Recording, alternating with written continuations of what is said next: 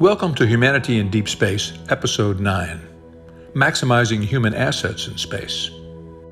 Our panelists include Ashley Shew, an associate professor in science, technology, and society at Virginia Tech. Her current research is about disabled expertise and disability-led narratives about technologies.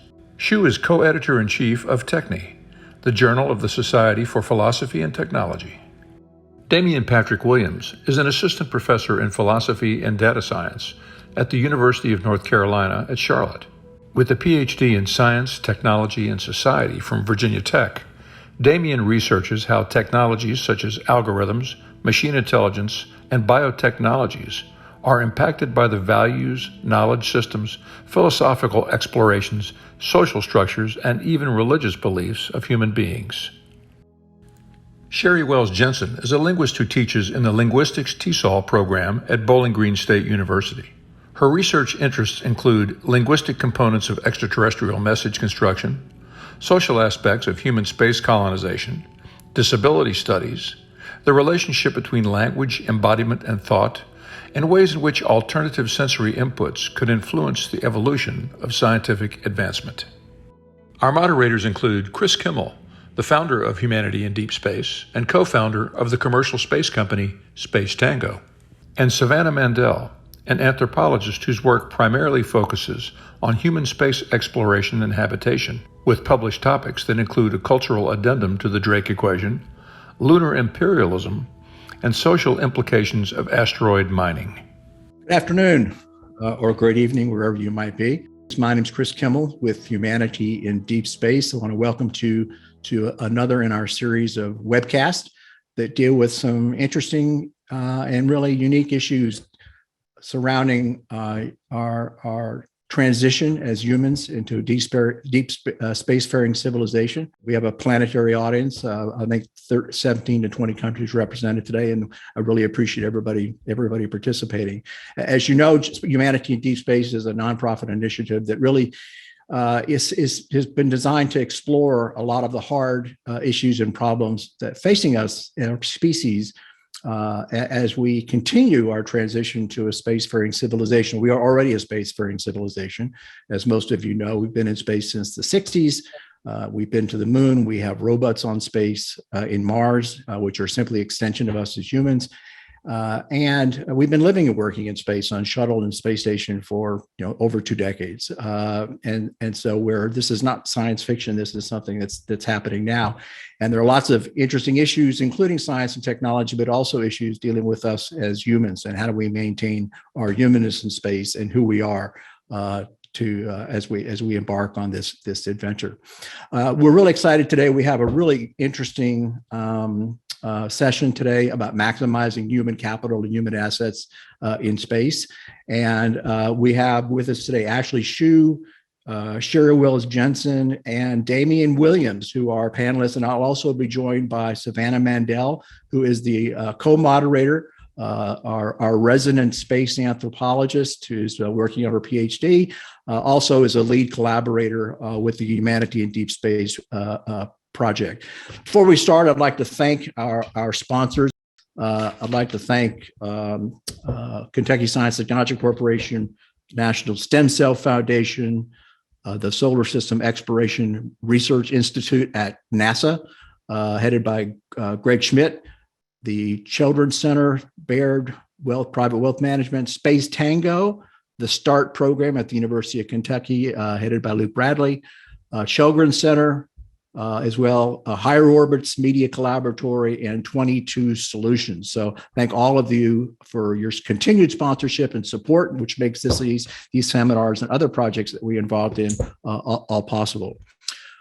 As we go through the webinar, feel free for our audience to use the chat function to ask questions, and we'll try to get to as many of those as we can throughout the session. So please feel free to begin those at any point. So I'm going to let all of our panel now briefly introduce themselves. So why don't we start with Ashley? My name is Ashley Shew. I'm an associate professor in science, technology, and society at Virginia Tech with Savannah here. I work in philosophy of technology at its intersections with emerging technologies, animal studies, and disability studies, the last of which is why I'm here for this conversation today. Sheri Wells-Jensen.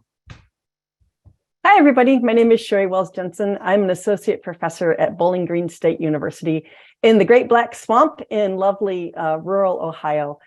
And my areas of study, my areas of research are astrobiology, specifically human factors, and the intersection of disability studies and astrobiology, thinking about all the exciting questions about who is going to space and how we're going to space. Delighted to be here. Thanks. And Damien? Hi, everybody. My name is Damien Patrick Williams. I am an assistant professor of philosophy and data science at UNC Charlotte. I'm a PhD in science, technology, and society from Virginia Tech, where I worked with Ashley and Savannah.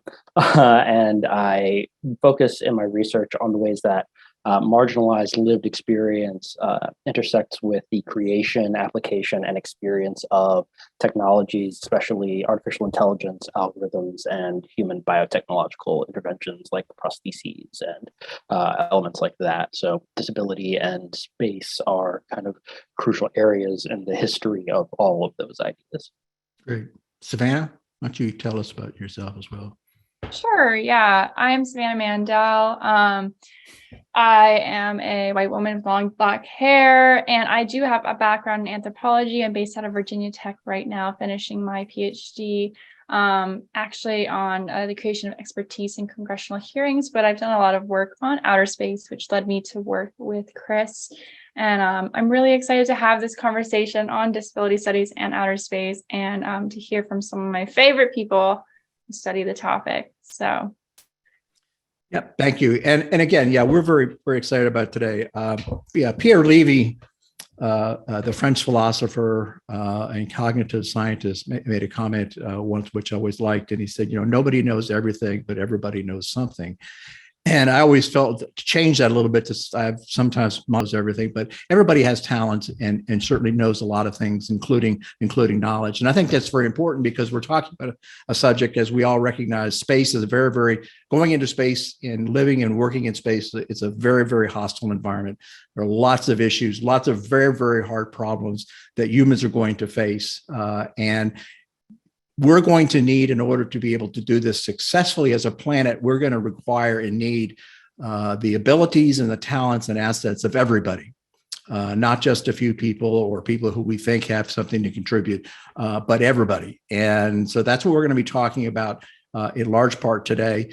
And I'm going to ask, to just kick things off, I'm going to ask each of our panelists to give us a little bit more of a background of how they got here, what led them to, among other things that they're doing, what led them to be interested in getting engaged in the whole topic of space, particularly, and also the issue of inclusion in space and disabilities and the roles that some of the issues there. So let me start with, I'll start with Sheri this time.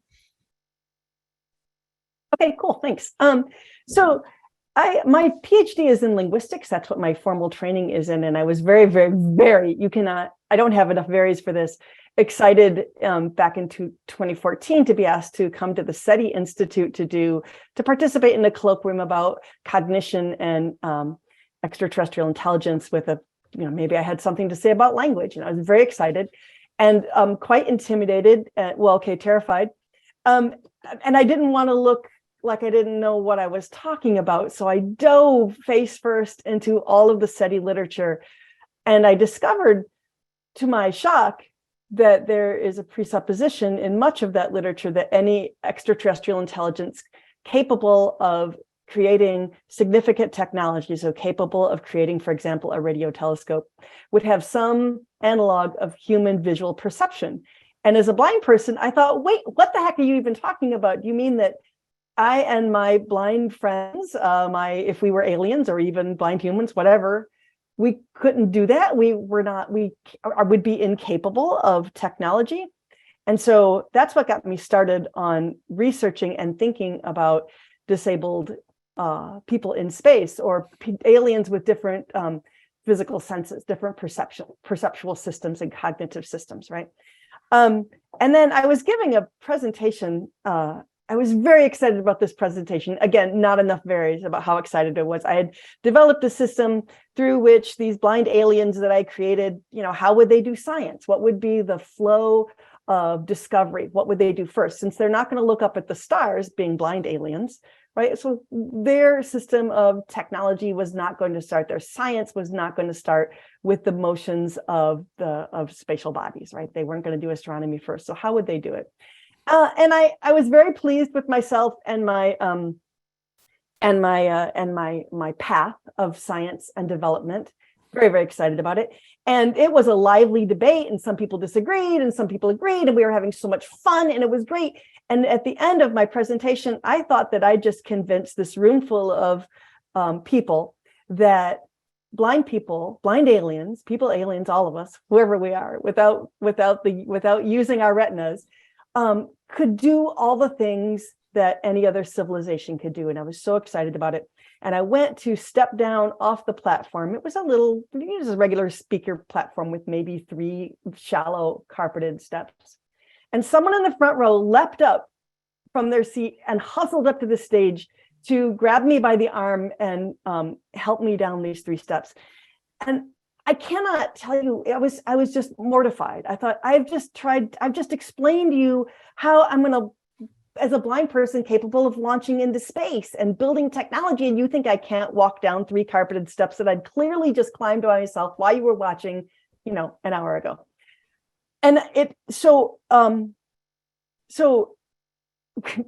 those things together gave me a clear understanding that we have 2 things to do if we're going to have inclusion in space. One is to change societal perceptions of disability, right? And to work with those stereotypes and work with those limits that are culturally imposed. But then also, we have a lot of questions to answer about how people are going to go to space. We have to figure things out. So how are you going to navigate yourself around in zero gravity if you can't see? If you can't hear, what kind of communication systems are you going to need throughout a large habitat to make sure that everyone can communicate with one another? What do you do with your paralyzed legs if you have paralyzed legs in zero gravity? Is that going to be a problem? What's the best mechanism? So not only do we have sort of attitudinal stuff that we need to take care of as a species in order to get our business done in space, we also have some real live questions to answer about how these things are to be done. And those are legitimate questions with answers. And so we have to do both these things at once, both work on the attitudes and work on the hows. Okay. Damien. So I've been interested in the questions of how human values and human lived experience kind of intersect with technology for a very, very long time. Honestly, since I was kind of little. But as I did more work and more research into the areas of things like biotechnologies, prostheses, cybernetics, AI, I realized more and more that the history of all these things was kind of in various ways bound up with this idea of who was left out and who was not included, or who was used and then shuffled to the background in their use. And I saw that kind of repeated over and over again. And when I was starting out at Virginia Tech, the second year, the first full year I was there, 2017, 2018, I got the opportunity to attend an unconference, a gathering in DC at the Library of Congress, held by Dr. Lucienne Wolkowitz. And this was the Decolonizing Mars unconference, prior to the public version of Becoming Interplanetary. And at this conversation, we got to have a bunch of different perspectives from a bunch of different people who worked in various elements of space flight, of space exploration, but also human social systems, human economic systems, technoscience here on Earth. And this question of who's going to be allowed to go to space, who is currently being given preference of place in our public and private space explorations, who is going to be left out of the story as it goes forward, was a very prominent question that kept coming up during these conversations, right? And so this idea of talking about the different perspectives, the different lived experiences, different framings of how space flight, space exploration, human space travel might come to be, might be expressed if we gave primacy of place different types of human lived experience, different social frameworks, different people, rather than those who have been traditionally censored thus far, was something that kind of kept being explored. And so as a result of that, I wrote a paper. I went through a few different versions of it, but I wrote a paper called Heavenly Bodies, Why It Matters That Cyborgs Have Always Been About Disability, Marginalization, and Space. And as you noted, Chris, we've been in space as a human species since the 60s. And one of the first things that happened in the 60s was the idea of the cyborg being coined and brought to the fore, right? This notion of a cybernetic organism, this blending of human created technology and human biology that would be necessary for us to survive in space. This term comes from the idea that space is going to disable us all. That it's going to make us incapable of doing stuff. And this kind of, again, links in with my childhood interests in things like cyborgs and things like AI and science fiction things, and finding out and learning more and more that this history of the pop cultural and the factual were so deeply tied together, and that they had deep implications for not only what had come to be, but for what we might be doing now and what we might continue to do in the future, was something that it was very important to me to kind of keep raising and keep bringing to the foreground, and talking specifically about how the experience of disabled people was bound up deeply in all of that. The experience of, other marginalized lived experiences who've been left out, but had been used to get us here, had been left out of the popular telling, was kind of crucial for me. And that's where I come into all of this. Great. Ashley. It's hard to follow Sheri and Damien, whose work I respect on this topic so much.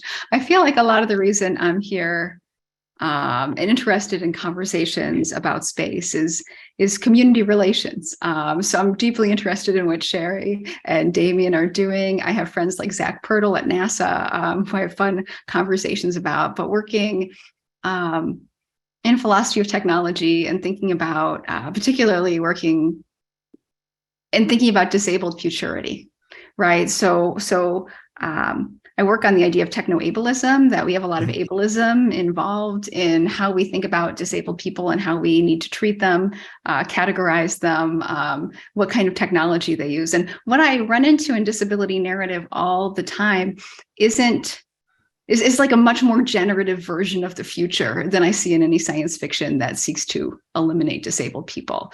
So the difference between these might be called inclusive world building versus eugenic world building, if you read Rosemary Garland Thompson. But I'm interested in this inclusive world building and actually thinking about some of the talents that disabled people bring, but also thinking about how our embodiment is superior when it comes to when we talk about maybe lower gravity, right? So Sam DeLeve and Alice Wong had this special issue of the Deaf Poets Society, which was always writing by disabled people about space. And in the call for paper, Sam DeLeve shows how they push across their kitchen, right? Like as a wheelchair user, in order to get what they need and make a meal. And it's much more akin to what we see from images from the International Space Station than most people on two legs will experience on Earth, right? So this sort of natural embodiment that lends itself to not, that defies normative expectations, but they can be really generative in thinking through things. And of course, Sheri Wells-Jensen's piece on the case for blind astronauts just adds another layer. And so many people with various different types of disabilities can tell you why their bodies would be superior in space, but no one's ever asked them. Right. So I really like to ask and have those sort of discussions that come out of that, because it's fun to think about our bodies as generative and as creative in a way they are rarely regarded in things like space programs. Savannah, you want to kick us off with a question? Another question? Yeah, actually that really does make me think about one of the questions I had in mind. Thinking about abilities that have been commented on, so the ESA para astronaut program was announced, and they were pushing for having a more inclusive astronaut application process, specifically targeted towards 3 different disabilities. So lower limb deficiencies, short stature, and missing limbs. But what hasn't really been commented on, I think, is something that Damien talks about a lot in his research, which is neurodivergence. And I would be really curious to hear your thoughts on some of maybe the advantages or insights that that might bring to the table when we're thinking about interstellar space travel. That's a very important question, and you're very right that the conversation around disability in space does often leave out neurodivergence as a site for recognizing potential strategies. So we think about things like ADHD and autism, and we think about depression, and we think about areas in which executive function are often kind of highlighted as key features of concern.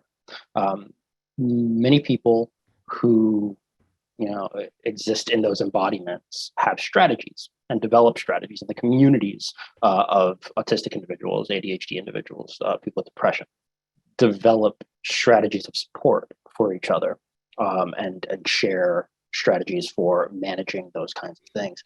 One of the things that we know about what happens to human body minds in space is that as a result of confined spaces over long periods of time, distance, isolation, different experiences with light and food quality, like all of these things can have an effect, a cumulative effect on cognitive capacity, mental health, long-term effects like that.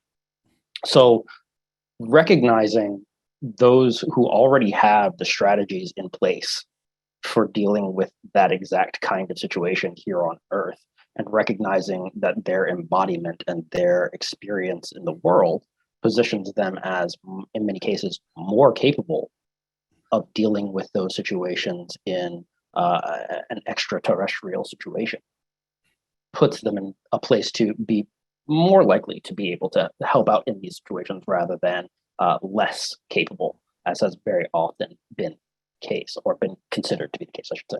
So I think that and focusing on those kinds of experiences, making people in those embodiments of candidates more often, probably more helpful. I have some specificity to add to what Damien's saying. So specifically, for people with seasonal depression, I thought about this a lot. So this answers some of the neurodiversity question, but I like the specifics. So we think about people having seasonal depression, like the further away from the equator they are, we see higher levels of seasonal depression. We see it change when people get less light, this sort of thing. And we just had the time change. So this might be, at least in the United States, this might be on people's mind as everyone's like, seasonal depression season is starting. Start putting your light on yourself, get your exercise. I think about all the strategies that someone who has seasonal depression has learned to manage their seasonal depression. And I would much rather they were on a long-term like space mission, when they have the strategies to handle this thing that's going to come up, especially as we know, as we get further away from the sun and get less sunlight. Like, what will that mean? It means we need to be like recruiting for neurodivergence, for different strategies, for ways to try to recognize and support each other. I think Damien's also thinking about these things too. I also want to say the ESA para-astronaut study is a feasibility study about whether someone with, say, a club foot can be an astronaut, or whether someone who has short stature can be an astronaut. And I think the things that Sheri Wells-Jensen is doing with Mission Astro Access, if they find that it's not feasible, then I have a lot of questions for the ESA, rather than questions about disabled people. Anyway, Sheri might want to share some of what she's doing with Mission Astro Access in that realm.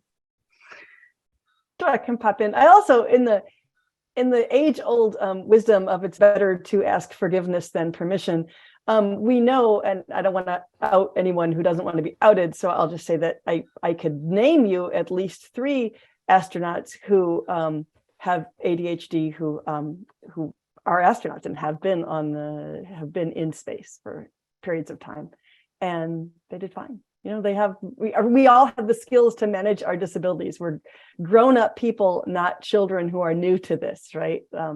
So what we're doing at Astro Access is answering these questions through the vehicle of zero-G parabolic flights. So in October of 2021, we took 12 disabled people on a zero-G parabolic flight, popularly known as the Vomit Comet, although nobody threw up, I'm happy to say. And so we had deaf folks, we had blind folks, we had people in wheelchairs with various kinds of mobility differences, some with paralysis, some, and we did actually have a couple of people who were missing a limb. And I think the feasibility of that is pretty well established. They had zero problems at all coping with zero gravity. But we're just going systematically about the task of answering those questions. And I am happy for disabled people getting to do anything. So I'm happy that the ESA is doing their thing. It's great. It's fantastic. And it's feasible, just in case they want to make a shortcut around what they're doing now. We can tell you it's feasible. And we're ready for the next step, I think. Yeah, I think that's interesting. I mean, I think one of the things that always strikes me, I kind of alluded to it earlier, I know you, all of you talk about this, is putting a crew together, putting a team together is like a puzzle. You need all different pieces of the puzzle to make it work. And to me, it's, as we talk about oftentimes disabled people in different situations, including space, it's often viewed as, inclusion, like, well, to be fair to them, we're going to include them, as opposed to understanding that they bring, they, like a lot of other people, bring talents and assets that are going to be absolutely required for us to effectively and safely do this.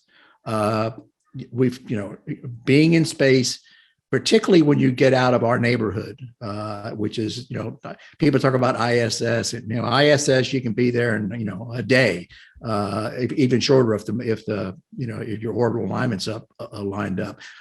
Moon is 3 days away. With ISS, we deliver food every 2 or 3 months. When you start talking about going to Mars, which is a 5.5, 6 month journey one way, and then you can probably only go about every 2 years just because of orbital issues.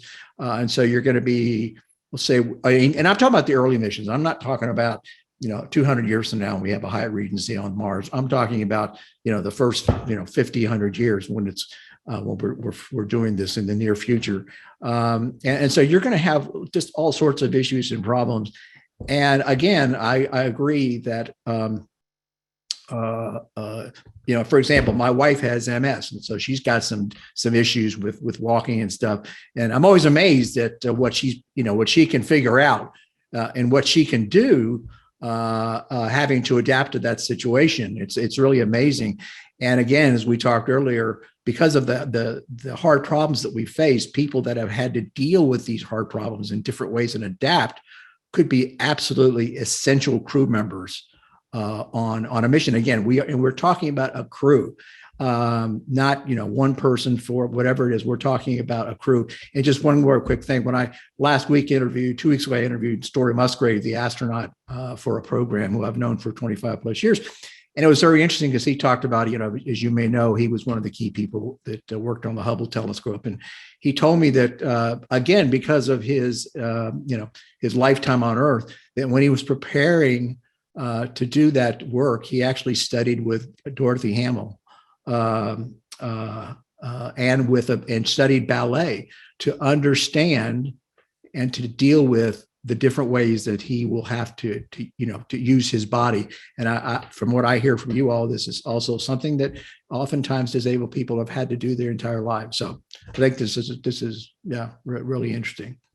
Yeah, so going off that, maybe we could hear a bit more from you guys about some of the specific advantages people with disabilities can bring to the table on long duration space missions. I know, Sheri, you've written a lot about blindness in space. Ashley and I, we've talked about ostomy bags. What are some other things maybe you could touch on those things a little bit, and anything else like I haven't mentioned or just comes to mind, do share. So.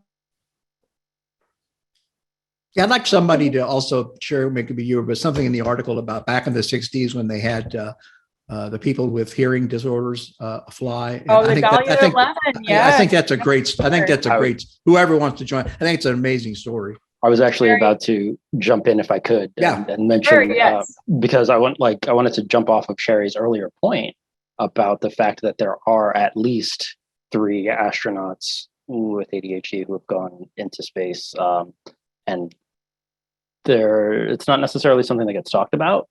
There's a history of casting and framing astronauts as these kinds of pinnacles of exceptionalism, of human, peak physical fitness, et cetera, and this idea that something like ADHD or a prosthesis or blindness or any number of things might be seen as somehow damaging to that reputation, right? Causes so much of the history to just invisibilize that fact that there have been disabled people in space. And we don't talk about the ways in which they have been disabled. We don't talk about the embodiments that they have as disabilities.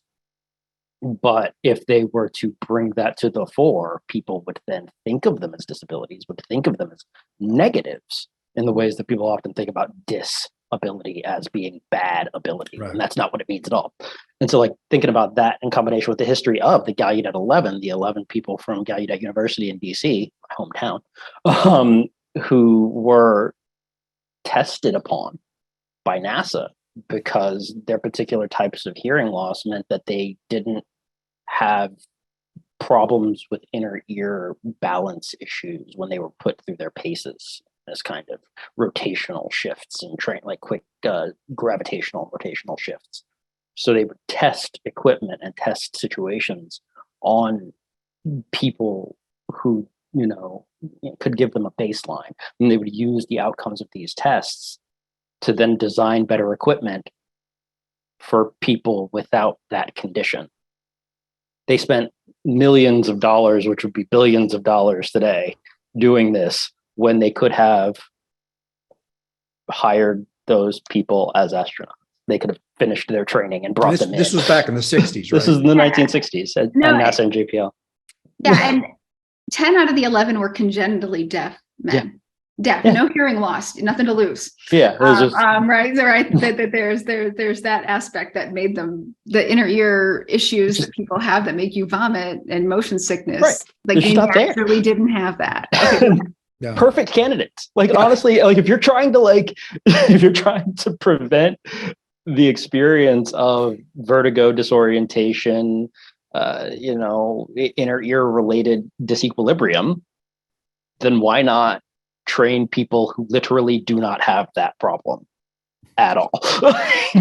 Why spend literally millions upon millions of dollars designing equipment to mitigate the experience in people who are having the problem when you could just hire people who don't have the problem?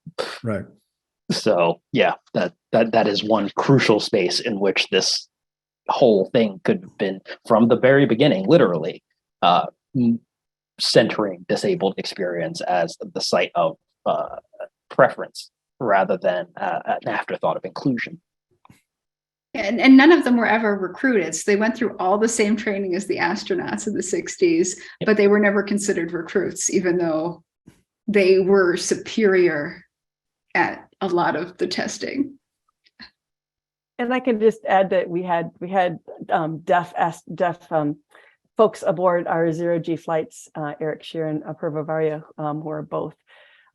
They were doing studies on American Sign Language in space and how in zero gravity, and how much does that knock you around if you're signing in zero gravity? Does it make you fly all over the place because your hands are moving, or what happens? And they were some of our most successful. That's one of our most successful studies and some of our most successful candidates, because they were fine. They needed some of us. We were thinking, oh, who are we going to get to support this person? Who are we going to get to support this person? When they're doing their experiments. And now we regularly have our deaf flyers. They do their study, but then their support for other people, because we know they're not going to get sick. They're fine. They're fantastic candidates for us, certainly for the parabolic flights, and then for space travel. They were having a great time. Some of the rest of us were queasy, but to point out that being sick is not just a minor, irritation. I've talked to astronauts who have indicated, who've been on ISS and space station, that when they come, a lot of the astronauts come up and they're sick sometimes for 2 or 3 days, and when they're sick, they can't do the work, and so other people have to pick up the slack, and that's obviously in a crew limited mission, that's an issue. And so they're not necessarily minor issues like, oh, well, give them some Dramamine, they'll be okay. It's not that simple. Not to mention the fact that, in being sick in space, you're not just losing a crew member, you're also having to then deal with the very specific accommodations for what being ill in space means, right? And this is something that Ashley has talked about in other areas as well, but the very specific accommodations for human waste in space, they're very particular. And if you have somebody who has, persistent multi-day long nausea, they have to be isolated in a very particular way, right, to prevent potential damage to equipment, not to be too gross about it. So one of the things that I think a lot about is how we're all going to be disabled in the future, whether we're here on Earth, given what Sonora Taylor calls our disabled arcologies, but different. There's a million ways in which, even if we stay here on Earth, we're all going to be disabled eventually. But certainly, if we go on longer space missions, if we go to Mars, what it means to be on a 3-year journey there and back again. We had the NASA twin study with Mark and Scott Kelly, who the comparison was, we keep one on the ground, we throw one up into space for a year, and then find out what happens. To me, that finding out what happens is find out how disabled we made someone for a year in space. And NASA talked about the twin study explicitly as being like, first, like, we're gathering information towards going to Mars, right? And what it would take. It'll take 3 years. This is 1 year in. And what does it do? Because they had this natural twin study, they could look at like changes to DNA that took place, but also there's a ton of physical changes that we already, have had documented in different ways, different changes to the shape of people's eyeballs when they are in space for any given period of time, does return to normal in most cases.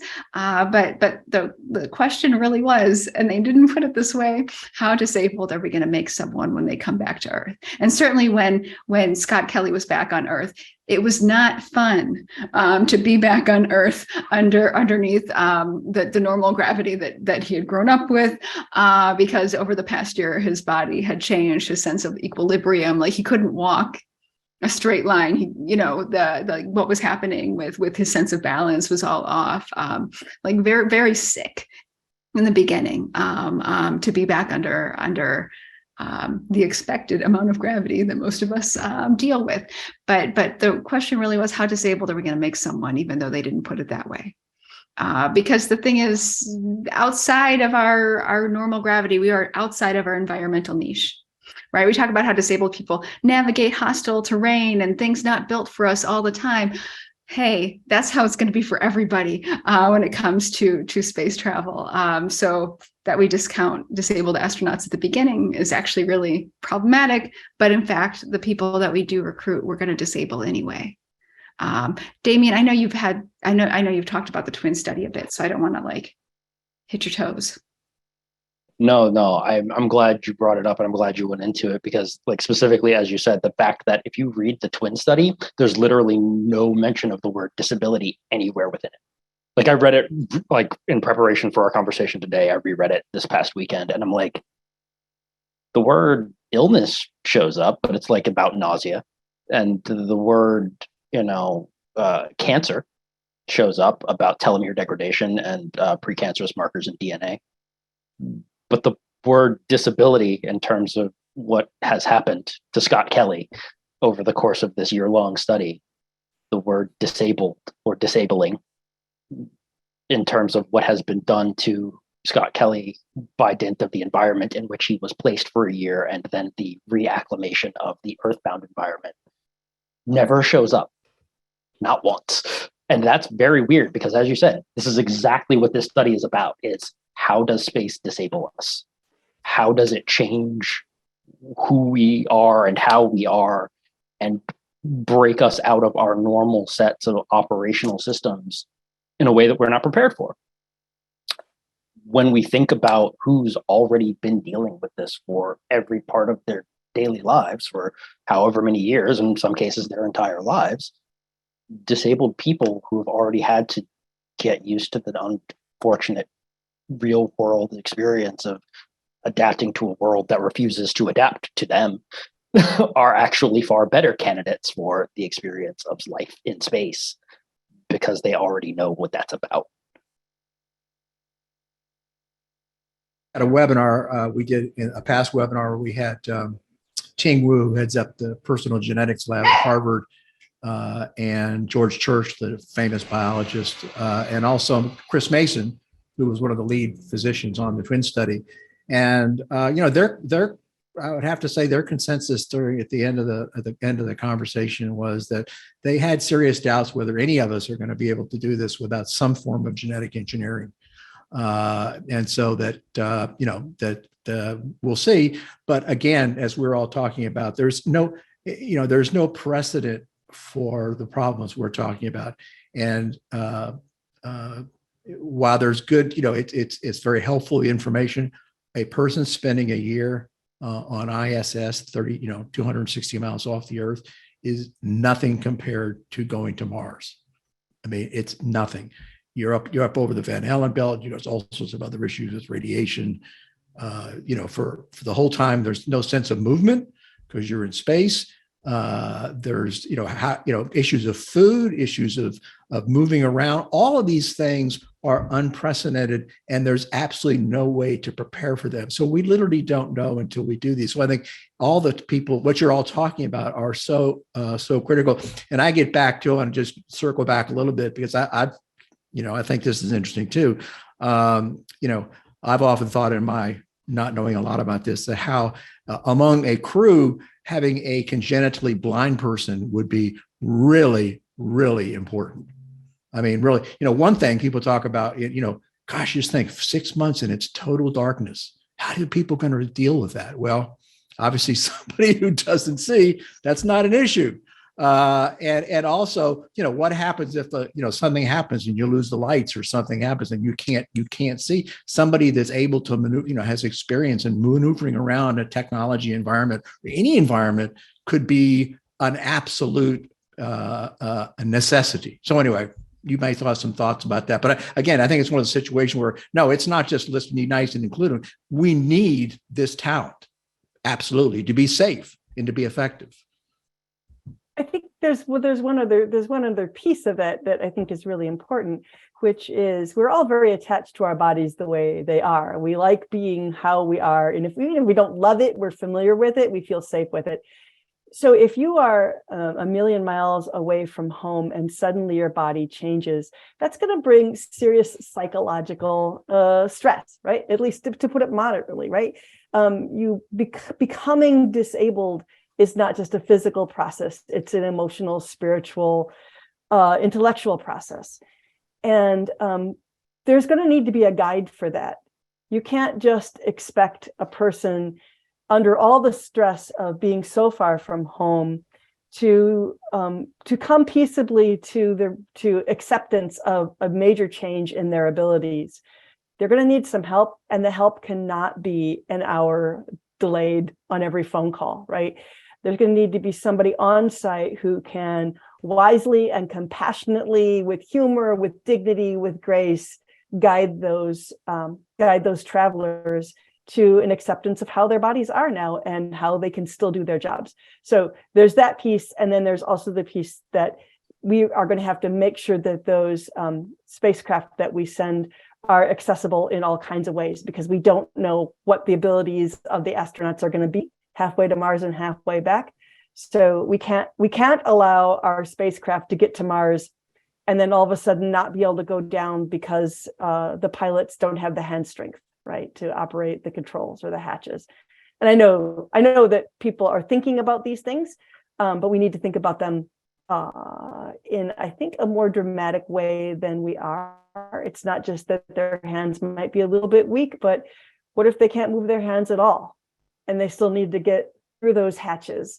How do we make sure that that environment is going to be safe? And I think we have a really good guide for some of this in some of the memoir we have from people with progressive disabilities. I'm thinking here of some of Nancy Meyers's work. Nancy Meyers had MS, and talked about like how each time she'd lose function, she would gain some of it back, but it would never be back at the same level. So her life was like a series of waiting in between when things would get worse, right? It was a progressive disability when she'd have less function, and what it meant each time that she had to rearrange her life every time that she lost more function, and to figure out how to like move things around in her space to work for her body. So we have like examples like this in disability literature. And I hear about this from some of my amputee groups when people go from one amputation to two amputations, like what their experience is. They've already learned how to rewalk once. Are they going to bother to rewalk again? These sorts of questions. But the creativity that people talk about in these instances. So Nancy Meyers is like, once I get over the drama of it, and I just have to practically plan out my life, like that is one of the best times for me, right? That I'm experiencing new creativity. My mind is engaged with my body in ways that it usually doesn't have to be. There are these experiences that I think are unique to disabling conditions where we, especially through multiple iterations, we might experience higher levels of disability, higher levels of impairment, where we have to figure out how to rearrange our spaces, set things up for our new bodies, whatever those might look like. I remember having to like think out how I was going to use a shower after I lost one of my legs due to cancer, and have to like really like think about how you're going to move it. And then if you suffer like another injury, I strained my ankle at one point, and I had to figure out how to like do everything in like a weird configuration of little joints I had left. And once you get over the pain, it's actually kind of fun, right? I feel like no one talks about that aspect of disability. Like there's a lot of joy and creativity, even in the face of loss of function, that is really productive. Yeah. And I think one of the things too is I've noticed, like I mentioned, my wife has MS, so she's got friends with MS. I'm always amazed at the mental toughness, which impresses me because I don't, think I'd be a basket case, but they've developed this incredible way to perceive the world and mental toughness that also is going to be absolutely critical. There's I go ahead. was just before we continue on, encourage the audience as we start to get to the tail end of our panelists speaking to put questions into the chat, and we'll move on to those soon. I wanted to kind of tie what you were just saying, Chris, to some of the things that Ashley was talking about. The idea that ultimately, like, we have the space for the joy of adaptation, the creativity of it, of figuring out new things, of realizing and recognizing new things. And this conversation that we've been talking about, as Sheri was talking about, that this can't be done over an hour plus time delay.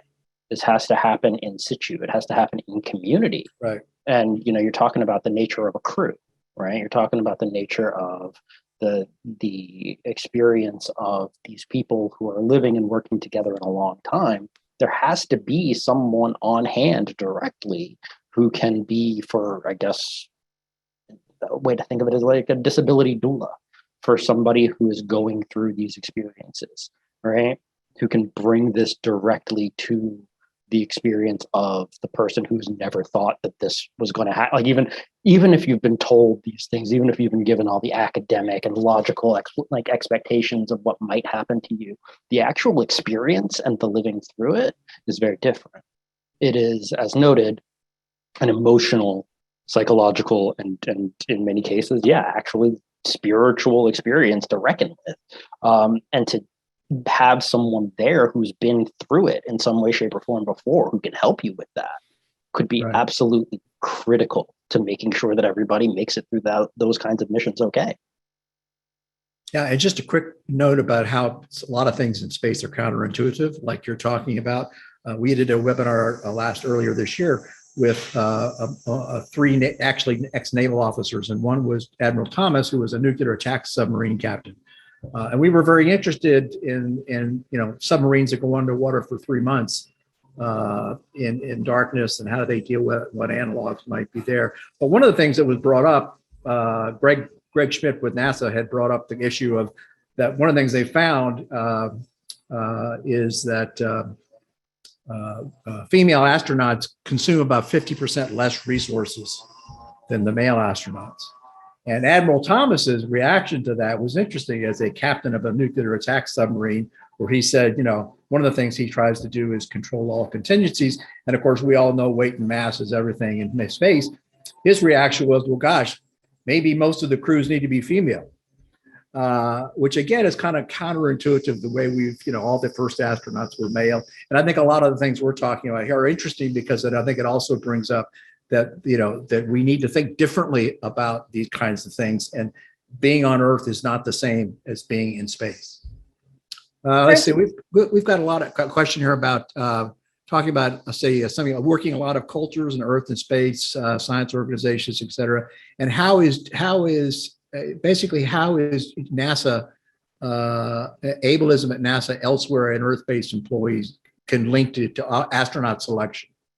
So the question is, has anyone looked at the connection between ableism at commercial space organizations and government space organizations, and how this might be linked to ableism in astronaut selection? So, and what are your thoughts on that? This is Damien. So far as I know, there hasn't been any detailed studies into this yet, but I know that a lot of people have been soliciting input and have been trying to highlight cultural and values issues in the terrestrial side of the space industry and the public space agencies for a while as well, just to try to get a clear picture of it. So far as I would suppose, I would think that that's probably a very large component. The ableism of those who do the judging of who is quote unquote fit to go into space, who has the quote unquote right stuff to go up there. If there are ableist notions existing in the people and groups who do those kinds of judgments, who make the criteria, then those are going to filter into who gets chosen, and the likelihood of those people also carrying some of those notions in themselves as well as they go up. I mean, ableism is just, I don't want to say it's hard to identify because we can point to it at lots of different places, but it's just so present in every realm most of us deal in, that I don't think NASA's like especially ableist. I think a lot of things are very ableist because there are all these notions about like what is good for humans and how are humans good that are just part of like the air that surrounds us. And I don't there are very few probably people who you could actually say aren't ableist, right? Like you actually have to be anti-ableist and work to like root it out in yourself. And every day you open a new doorway to your own prejudice. If you're a disability studies scholar, not to talk as I'm talking in therapy, but you like there's so many messages that you get throughout your life that it's hard to separate it out. So I don't think NASA is especially ableist. I'm very excited that there are conversations about making space programs more inclusive. We should have this in all of our things. Yeah, I was going to add, I think a lot of this comes from as well, like historic values and perceptions and definitions and like cultural belief systems around what we consider, what humans previously have considered heroic and masculine and who should be going to space and how that's defined. And like if we think about that in the context of Apollo era, that was so wrapped up in ideas of nationalism and militarism, and the people who were sent to space really were putting on this presentation of these were uber masculine, like men who could have been soldiers, and were in another life, and we're representing something for the country, like a belief system, and the disabled body in the eyes of many Americans at the time, it wasn't that. And so we can look at moments in history, I think, to point out like this ableism. And so it's a bigger systemic, I think, like historic thing rather than one just corporate issue, although there is, of course, like corporate issues here too. But yeah, I'm going to get to one quick. We have a few minutes left, but there's one quick question which I think is interesting. This person actually said this is a very illuminating talk, which we appreciate. And they talk about autistic individuals and neurodivergent individuals, not only in terms of space travel itself, but also in the design of spacecraft, in the design of other kinds of tools and mechanisms that we may need. Your thoughts on that? So this is Damien. Just briefly, I think that, when we think about the kinds of structures and strategies that we've been talking about, we also do have to think about things like the space of the actual lived environment, like the construction of the space inside of a capsule, right, or inside of a shuttle, or inside of potentially a colony situation, right? A dome or an arcology situation. And I think that even beyond the autistic and ADHD and other neurodivergent individuals might have strategies in place for the best placement of most efficient or accessible placement of tools and utensils to make for an easier process of outboard executive function management, let's say. I know that if I have my stuff in the right place before I get things started in my day, it makes the actual process of doing my work easier. The design of things and the design of spaces like that is important, but also just in terms of thinking about exactly the kinds of things that Sheri and Ashley have been talking about in terms of what kind of surfaces, what kinds of arrangements, what kinds of placements of equipment and tools might be best suited for various frameworks and embodiments of disability. I think that will be better developed by having more disabled people, more neurodivergent people on board the design teams as well. Which means, and I think that's a really good point that Damien made, and also what that means, what are the implications there, is that we need more disabled people entering and succeeding in the STEM fields in the first place. So this is not a problem that begins at the level of the space industry. This is a problem that begins in kindergarten when we decide who is science material and who isn't. And that's kind of good news, because there's something we can all do about that, right? There's something we can all do about beginning to push the culture toward more diversity in the STEM fields in particular, because that's the way we get more people feeding into the designs that we need for space. Is we have to get more disabled and more people of all kinds of different other abilities starting in STEM.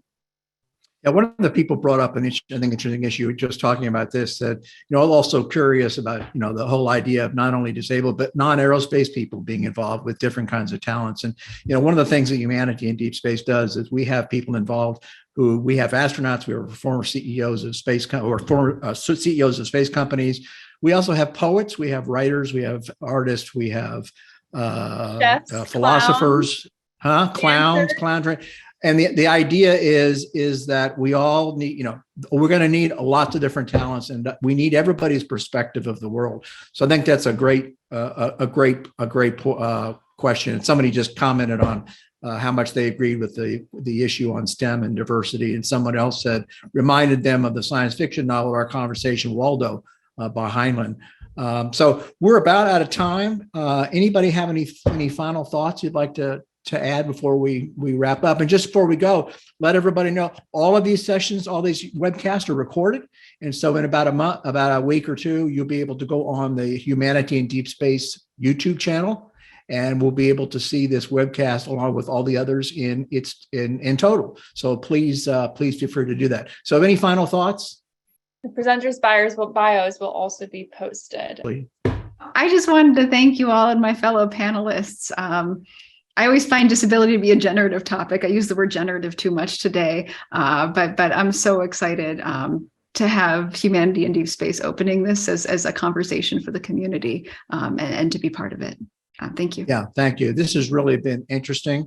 We may have to follow up with another one because I have lots of questions to remain. And also, interested in what everybody's thoughts are. On time today of, how can we get, why can't NASA begin to select put some disabled people through full astronaut training, and see what happens. Actually select them and say, you're going to go through the same training as every other astronaut. And let's get NASA in on the next part too. We'll just get the administrator in on the next. Make them agree to it. Yeah, but that would be a great way to figure some of this stuff out. Is just put them through and see how they do. So again, everybody, thank you. Thank you, Savannah, again, for helping to moderate. Again, thanks to all of our sponsors. And again, this will be online, certainly. And look forward to seeing you for our next webinar. And again, feel free to check humanityindeepspace.com out. We're always interested in your thoughts and comments or any articles you'd like to submit. So again, thank you to everybody, and good afternoon. Thank you for joining us for Humanity in Deep Space.